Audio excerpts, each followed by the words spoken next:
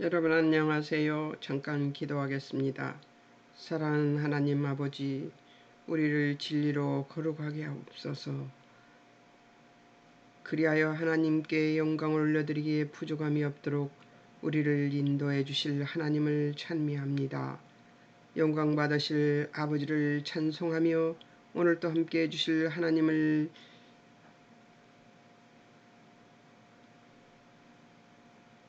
찬양하옵고 예수님의 이름으로 기도합니다. 아멘. 갑자기 기도가 잘 떠오르지 않는. 예. 오늘은 이제 사실은 6장 14절에서 이제 마지막 절까지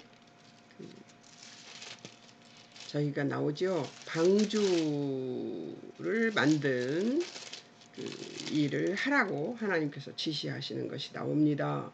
14절서부터 나오죠. 14절.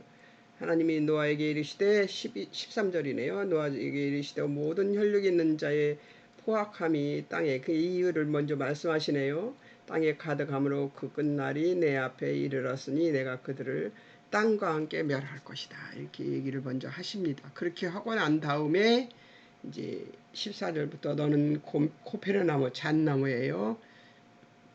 코페르나무라는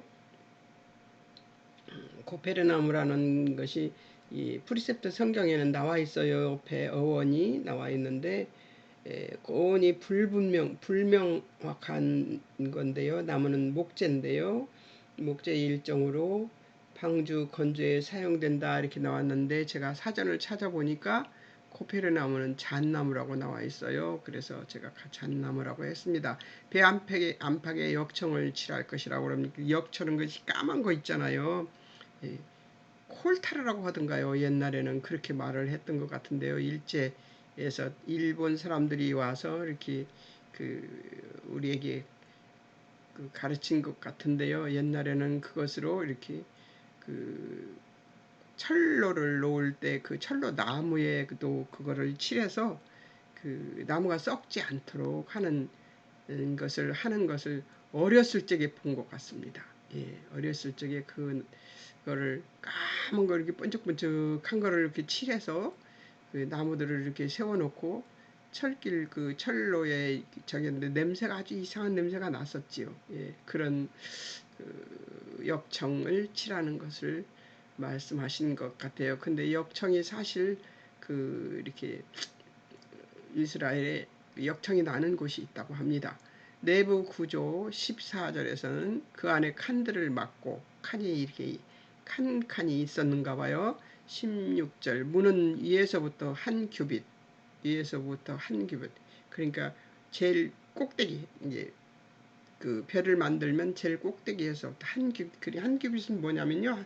규빗이 45cm 정도 돼요. 우리 이 팔목에서 이 손목에서 팔목까지 정도 이렇게 45cm에 내고 그 문을 옆으로 내고 상중하 3층으로 할 것이며 3층 배네요. 3층 배 크기가 15절에 보면 장 길이 기따란 길이는 장 길이는 300규빗 그러니까 135m 정도 되는 거래요.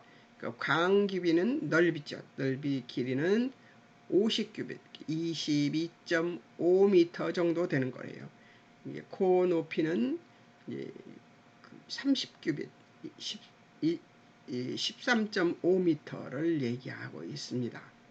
배의 높이는 13.5미면 13.5미면은 3층 정도가 될 수 있겠지요. 예, 그렇게 해서 배를 건조하라고 지금 말씀하십니다. 그리고 종족 보존에 대한 지시를 또 하십니다. 이게 거기에 탈 사람들이 또 있어야 되겠죠. 그래서 하나님께서 종족 보존에 대한 하나님의 지시가 18절서부터 21절까지 있습니다. 노아는 18절에 내 아들들 아내 자부들과 함께 방주로 들어가라. 노아가 세 아들을 낳은 것은 아시죠? 아들이 자부들까지 이제 생겼나 봐요. 방주로 들어가라. 혈육 있는 모든 생물은 19절에서 20절에 각기 암소 한 쌍씩 그 종류대로 생명을 보존케 하라 이렇게 하셨어요. 근데 여기에 그 코끼리 같은 걸 어떻게 하느냐 이런 얘기도 있고요. 그리고 이렇게 그 암수 한 쌍씩 이렇게 그 모든 생물이 이게 암수 한 쌍씩 들어오면은 그 넓이 갖고 되겠느냐 그러는데 정말 이 보존하는 데는 의견이 굉장히 많습니다. 신학자들의 의견이 많고 과학자들의 의견도 많고요.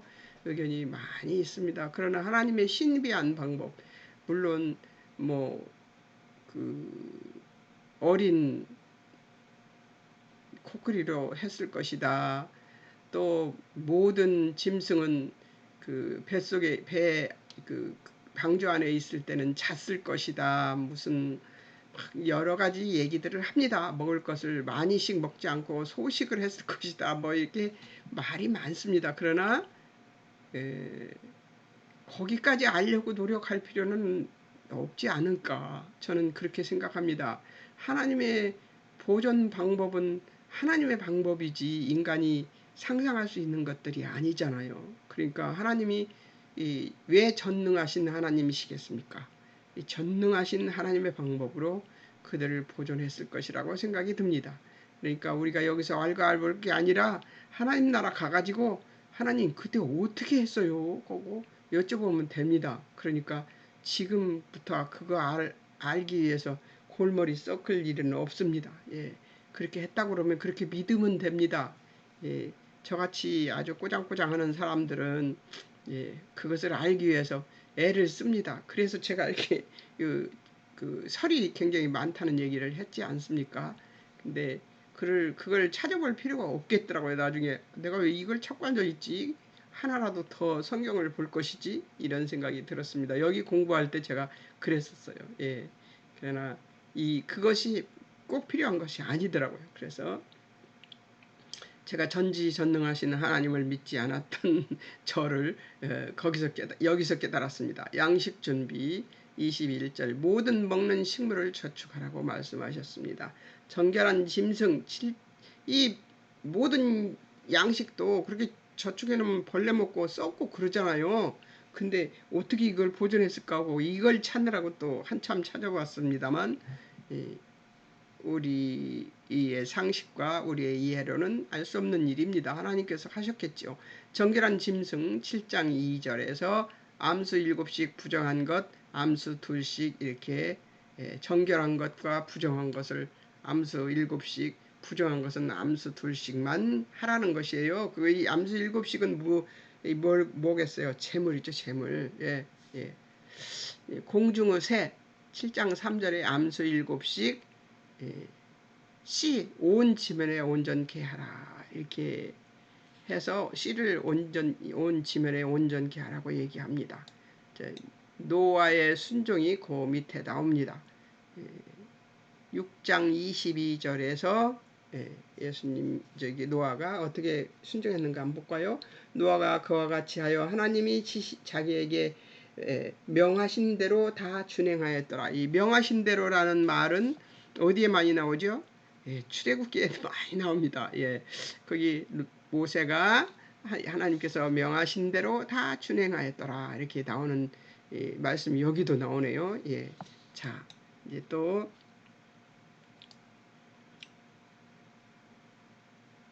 노아 이제 방주의 과학성을 이제 한번 알아보도록 하겠습니다. 노아의 방주의 과학성을 한번 알아보도록 하겠습니다. 이건 이제 제가 알아낼 수 있는 방법은 사전을 찾고 저기를 찾는 것밖에 없습니다. 사전을 찾고 또 이렇게 책 같은데 이것을 연구해 놓은 것들을 찾는 수밖에 없는데요. 사실 창세기 책에 보면 나와 있습니다. 창세기 우리 산책 있잖아요. 창세기 산책에 프리셉트 책에 보면 이런 것들이 나와 있습니다. 구조와 설계 모양 이런 것들은 우리가 연구할 수 없으니까 뒤에 이제 그렇게 연구해서 다 나와 있습니다. 그래서 정리한 것 뿐입니다. 전진 항해의 목적이 아닌 물에 잘 떠 있고 궁창 위에 물이 쏟아지는 상황에서 침몰되거나 뒤집히지 않도록 견고성을 고려해서 만든 배입니다. 물에 뜨게만 만들어 놓은 배죠. 그러니까 어떤 모양이냐면 왜 장난감 가게 가면은 그 거북선 모양으로 만든 그 저기를 만들어 놓잖아요. 그 저금통 만들어 놓은 거 혹시 보셨습니까? 그런 것처럼 닷이 없어요. 닷이나 노젓는 노가 없는, 그러니까 이렇게 그 타원형으로 만들어져 있는 그런 그 모양이 세죠. 그러니까 노를 젓고 앞으로 나가는 것도 아니고, 또 그렇다고 해서 닷이 있어서 바람을 이용해서 움직일 수 있는 것도 아니고 그냥 물 위에 떠 있게만 만든 것이죠. 그래서 역청을 바르고 이렇게 만들어 놓은 것입니다. 방주의 길이 높이는 10배, 폭우 6배의 비율로 정해져서 오늘날 현대 선박인들이나 과학자들이 인정한 구조래요. 그러니까 물에 떠 있어도 뒤집히거나 또 그 물속에 가라앉거나 이런 구조가 아닌 아주 정교한 안전한 구조로 과학자들이 인정한 구조로 만든 거래요. 그러니까 하나님께서 왜 이러냐?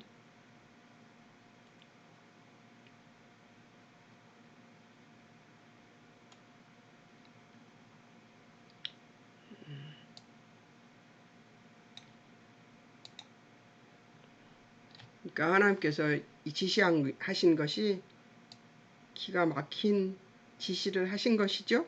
예. 여기에서 이런 데서 하나님의 전지전능성을 볼 수가 있죠. 예, 재질 잣나무, 성경이 말하는 잣나무는 확실하다 할 수 없으나 삼나무 종류에 속한 것으로 해석된다, 이렇게 얘기가 나옵니다. 아까 제가 잣나무라고 말했는데 확실치는 않다고 얘기했잖아요. 그게 삼나무일 수도 있고 잣나무일 수도 있다고 얘기합니다. 이 삼나무나 잣나무는 둘 다 잘 커요. 그래서 그곳이 더운 지방이잖아요. 그러니까 잘 커서 아주 키가 많이 크는 그런 나무이기 때문에 이게 배에 사용되는 것은 아주 큰 물체를 만들 때는 아주 좋을 것 같습니다. 알렉산더 대왕은 무적 함대 만들 때 사용된 나무이며 바티칸 성 베드로 성당의 문틀도 같은 재질로 만들었는데 1000년 동안 썩지 않았다고 함. 그러니까 이것을 연구한 자들의 얘기입니다. 바티칸 성 베드로 성당의 문틀도 같은 재질로 만들었는데 1000년 동안 썩지 않았다고 합니다. 그러니까 썩지 않는 것으로도 아주 역청, 방수제로 사용, 고대부터 접착용으로 사용된, 지금도 바벨론 근처 메디아 성과 그 폐허에서 역청이 발견된다고 합니다. 그러니까 역사적으로도 거짓이 없는 배 축적, 노아의 방주 축적 사실을 증명해주고 있는 것이죠. 용적, 방주에 대한 사람들의 의문, 과연 방주에 그 많은 생물들이 다 들어가 움직이고 살 수 있는 공간이 되는가다. 3층 구조 이 배의 용적은 11,600 입방미터, 그러니까 11,600 입방미터니까 넓이가 화물차량 522대의 용적과 맞먹는 크기라고 합니다. 그러니까 차량 용적하는 왜 컨테이너들을 얘기하는 거겠죠. 522대가 들어갈 만한 크기래요. 그 정도면 하나님이 알아서 하셨겠죠. 짐승 암수 한 싹씩 계산하면 4,500마리, 양서류, 포유류까지 포함해서 이게 4,500마리 정도 된대요. 지구상에 존재하는 모든 동물의 평균 크기, 양보다 작다는 것이죠.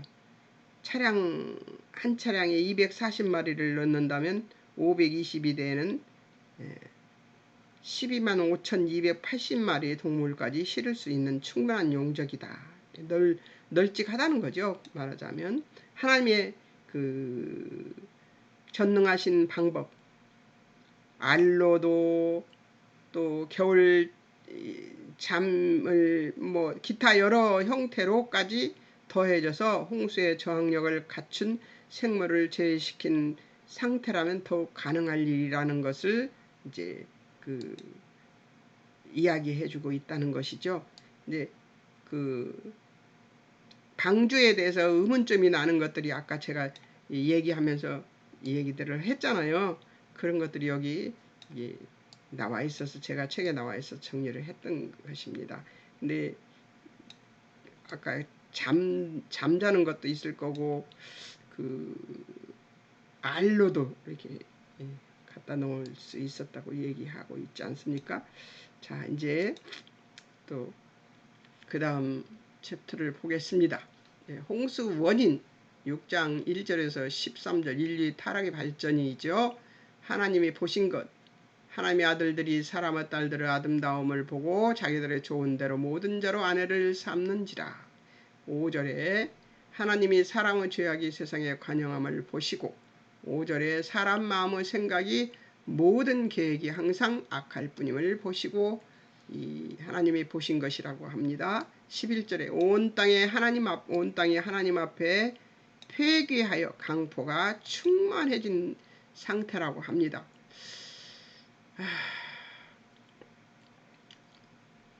지금이 이 세상에 그런 때가 아닌가 두렵기도 합니다. 12절 땅이 폐괴함, 혈육 있는 자의 행위가 다 폐괴하다는 것이죠. 폐괴하다는 이 말을 단어 연구를 여기다 했었어야 되는데 안 했네. 근데 폐괴하다는 말은 그 사람이 그 하나님이 보시기에 아까 다 그 얘기예요. 13절 모든 혈육 있는 자의 강포가 땅에 가득하다 이렇게 얘기하고 있습니다. 사람들 계속 죄를 짓고 돌이키지 않았다고 나옵니다. 4절 그 후도 하나님의 아들들 사람들의 딸들을 취해 자식 낳는 것을 얘기합니다. 하나님의 아들들에 대해서는 뒤에 제가 연구한 것이 있으니까 나올 거예요. 그래서 제가 저기를 안 합니다. 문만 다 닫아놓고 에어컨을 안 틀었어요. 그래서 제가 에어컨 틀러 갑니다. 문만 다 닫아놨으니까 뭔가 숨이 막혀요. 그래서 이상하다고 했어요. 숨이 막혀서 왜 이렇게 숨이 막히지? 그랬는데 에어컨을 안 틀었습니다. 에어컨을 틀어야지. 예.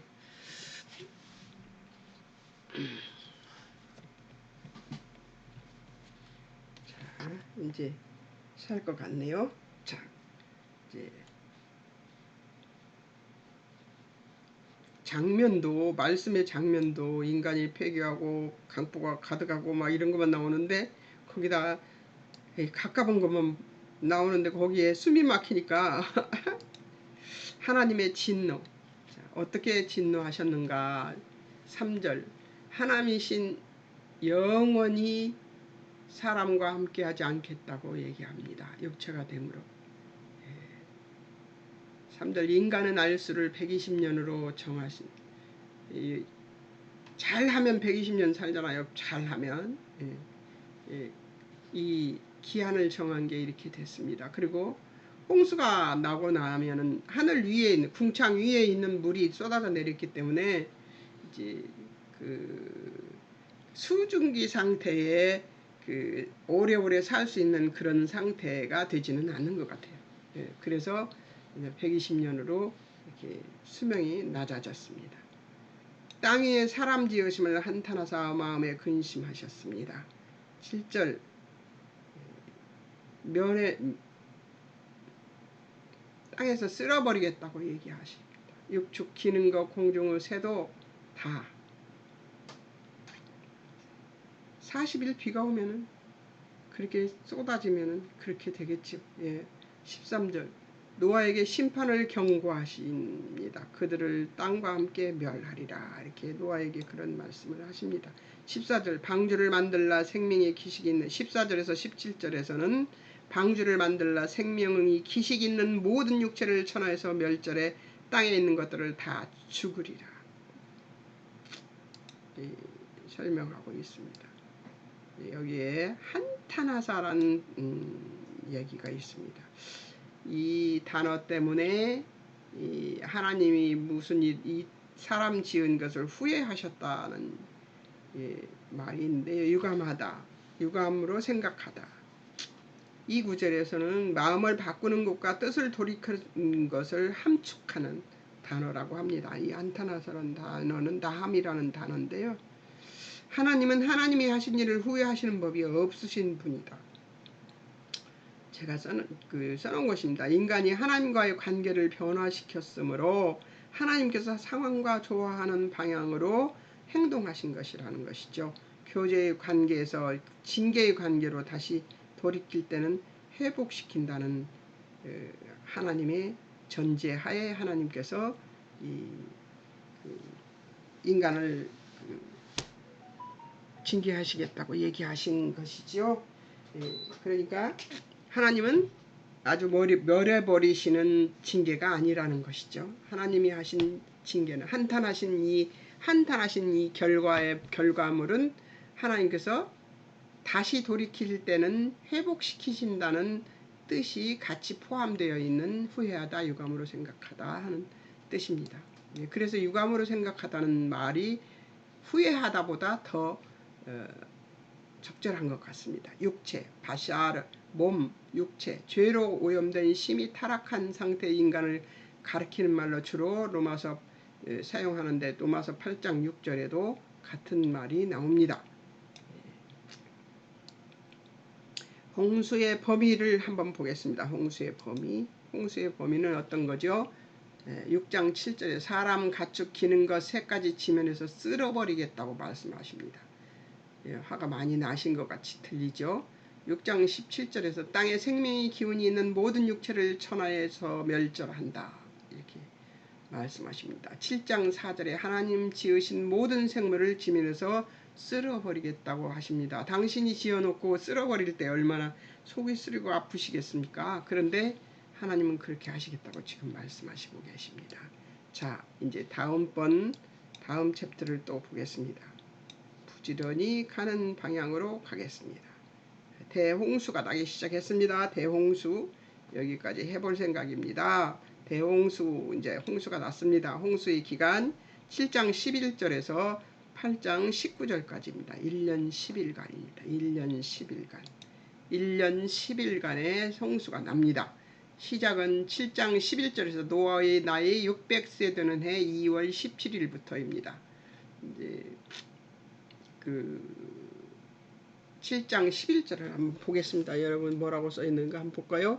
노아가 600세 되던 해 둘째 달 곧 그달 11의 날이라. 그날에 큰 기품의 샘들이 터지며 하늘의 창문들이 열려 40절을 비가 땅에 쏟아졌더라. 12절에 나옵니다. 2월 17일. 비 내린 기간은 7장 12절에서부터 40주야. 그러니까 비가 내렸습니다. 4월 26일 날까지 내렸습니다. 2월 17일에서 4월 26일까지 내렸으니까요. 참 침수 기간, 비가 와서 물이 고여있는 시간은 150일, 7월 16일까지 물이 고여 있었습니다. 방주 멈춘 곳은 방주가 8장 4절에 아라랏산에 머물렀다고 나옵니다. 7월 17일 날 머물렀는데 8장 몇 절이에요? 8장 4절에 나옵니다. 일곱째 달 그달 11의 날에 방주가 아라랏산에 머물렀으며 물이 점점 줄어들어 열째 달 곧 그달 초하룻 날에 산들의 봉우리가 보였더라. 이렇게 나옵니다. 물이 마르는 과정은 이제 8장 5절에 산봉우들이 보이기 시작한다고 나왔습니다. 10월 1일까지 그랬습니다. 자, 이제 8장 6절에 까마귀를 보내고 11월 10일 날 까마귀를 보냅니다.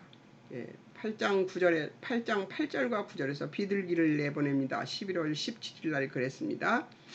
이렇게 다 이제 거기에 다 나옵니다. 성경에 주제별 목록을 쭉 하면서 이거를 본 것입니다. 자,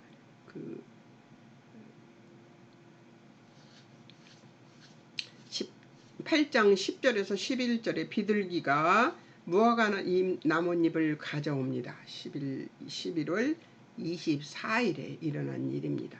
자, 또 안 보이죠? 이렇게 보이게 했습니다. 8장 12절에 비둘기가 돌아오지 않았어요. 12월 1일 날. 그러니까 4월 달에 비가 4월 26일까지 비가 내렸는데 그때부터 이렇게 해서 12월까지 갔습니다. 12월까지. 12월 1일 비둘기가 돌아오지 않습니다. 땅이 생겼다는 얘기죠. 비둘기가 앉을 자리가 생겼으니까 땅이 안 돌아오죠. 8장 13절 쯤에 물이 거칩니다. 노아가 601살이 되었습니다. 1월 1일에 이제 8장 14절 땅이 마릅니다. 2월 17일에 이제 2월 27일에 이제 8장 18절에서 19절을 보면 방주에서 나옵니다. 2월 27일에. 자, 이제 홍수의 결과들을 한번 볼까요? 홍수의 결과들이 어떻게 되었는가 한번 볼까요? 7장 20일 땅 움직이는 생물 다 죽고 새, 육축, 들짐승, 기는 모든 것과 사람까지도 다 죽었다고 합니다. 7장 22절 육지에 있어 코로 생물의 기식을 호흡하는 것은 다 죽었습니다. 7장 23절에 보면 지면의 생물을 다 쓸어버림을 당합니다. 7장 23절에 노아와 그와 함께한 함께 방주에 있던 자만 남았습니다. 누굽니까? 노아와 그 아내와 그 가족 세 아들과 며느리들입니다. 8명이죠. 홍수가 제가 별표를 해놓고 저기를 했습니다. 설명을 했습니다. 홍수가 기간이 1년 10일 동안 궁창에 물이 다 쏟아져서 천체의 변화가 있었을 것으로 본다. 이때 지금의 지구의 축이 23.5도로 기울었을 가능성도 있다. 그래서 원래 한 달은 30일이었으나 이후로 31일도 포함된다. 1년이 365.5일이 되었던 것입니다. 예. 이게 이제 과학자들이 하는 말입니다. 그래서 1년 365일이 되었다는 얘기입니다.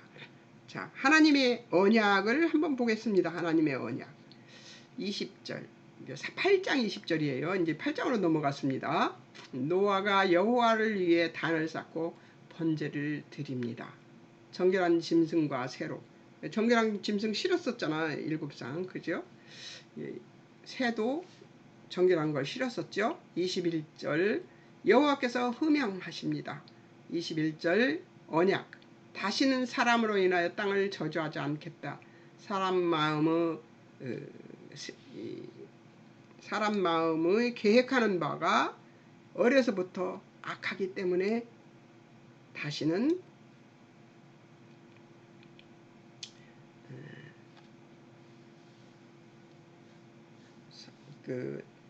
심판하지 않겠다. 이런 물로 심판하지 않겠다는 얘기를 하십니다. 22절 계절을 허락하셨습니다. 이때 이제 계절이 생긴 거죠. 심음과 거둠과 추위와 더위와 여름과 겨울과 낮과 밤이 쉬지 않을 것이라고 얘기하고 있습니다. 그래서 여기서 이제 계절이 생겼다고 얘기를 하십니다. 그렇겠죠. 비가 오고 비가 오지 않는 때가 생겼으니까요. 그리고 그전에는 비가 오지 않고 어떻게 얘기했다고 그랬어요? 수증기 있었다고 그랬잖아요. 그러니까 지금 이제 비가 오기 시작하면 계절이 만들어지는 게 당연한 거죠. 개일 때가 있고 비가 올 때가 있고 그럴 테니까요. 자, 홍수의 증거 베드로후서 3장 3절에서 7절 말씀에서 찾을 수 있었고요. 이제 창세기 9장 11절에서 19절에도 나옵니다. 자, 보겠습니다. 예수님의 재림을 안 믿으려는 자들을 향한 베드로의 심판에 대한 확실한 메시지가 있습니다. 무슨 말이냐면 말세에 기론하는 자들의 주장이 있을 것이다. 주의 강림 약속 없이 처음 창조 때와 같이 그냥 있다고 얘기하는 것입니다. 하나님의 말씀으로 된 모든 창조 앞으로 잊으려 한다고 얘기하죠. 베드로의 주장, 이 세상 물이 넘친 대홍수로 멸망되었으며, 이 물이 넘침으로 이 세상은 물이 넘침으로 멸망되었으며 하늘과 땅 홍수 때처럼 하나님의 말씀으로 불사르기 위해 간수된 바 된 것이다. 이렇게 얘기를 하고 있습니다. 베드로가 이렇게 주장하고 있습니다. 창세기 9장 11절에서 19절, 하나님의 영원하신 언약 때문에 홍수가 아님 경건치 않은 사람들 심판과 멸망의 날까지 보존해 두신 것이다 하는 얘기를 하면서 지금 무슨 얘기를 하느냐, 홍수가 없었다 하는 얘기를 주장하고 있는 것을 얘기하고 있습니다. 홍수가 없었다 하는 얘기를 주장하는 것이지요. 인간은 하나님의 전능성을 믿을 수 있는 존재가 못 됩니다. 왜냐하면 우리의 시야나 우리가 알아야 할 것들을 한계적으로 아는 자들이 우리들이죠. 한계적으로 아는 자들이 우리들입니다. 그런데 한계적으로 아는 우리들이 어떻게 하나님의 전지전능성을 알 수 있겠어요? 믿을 수 없죠. 그러니까 믿을 수 없다는 것이 맞습니다. 그러나 왜 믿는가? 왜? 그분의 전지전능성을 믿는 것이죠. 우리가 하나님이 하신 일을 믿지 못하는 건데, 이제 창조과학계에서 연구하고 찾아내고 한 것들을 보면은, 창조과학계에서 나온 책들을 보면은 그런 게 다 나와 있어요. 제가 다 설명할 수는 없지만 궁금하신 분은 그 책을 좀 사서 보셨으면 좋겠습니다. 창조과학계에서 나온 책들을 인터넷 찾으면 싹 다 나옵니다. 자, 오늘은 여기까지 해야 될 것 같아요. 다음 주에 하나님의 아들들에 대해서, 오늘 여기까지 해버리려고 그랬거든요. 그런데 하나님의 아들들에 대해서 얘기하고, 그리고 월요일 날은 이제 우리가 기억해야 될 것들을 다시 공부하는, 이 장을 공부하고 하나님께 얻은 것들을 배우는 시간을 갖겠습니다.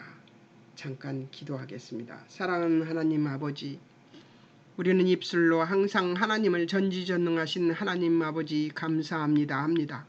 그러나 전지전능하신 하나님을 우리가 믿기에는 우리의 성정이나 우리가 가지고 있는 알미 전혀 미치지 못하는 것을 우리가 깨닫습니다. 하나님 도와주셔서 우리로 하여금 하나님을 아는 일에 순종할 것을 순종하는 믿음을 우리에게 주시기를 소망하며 아버지께 기도합니다.